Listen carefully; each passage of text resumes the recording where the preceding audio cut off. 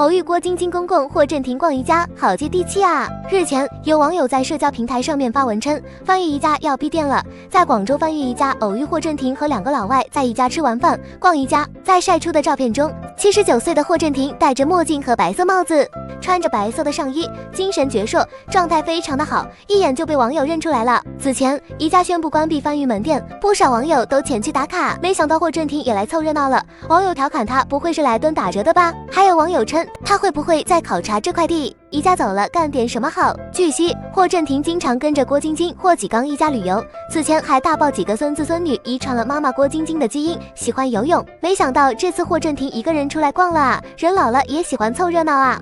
孫仔咧中意啲咩運動啊？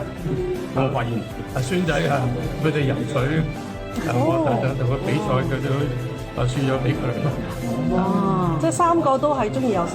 冇啊，佢中意游水，可能係佢媽咪嘅基因啦。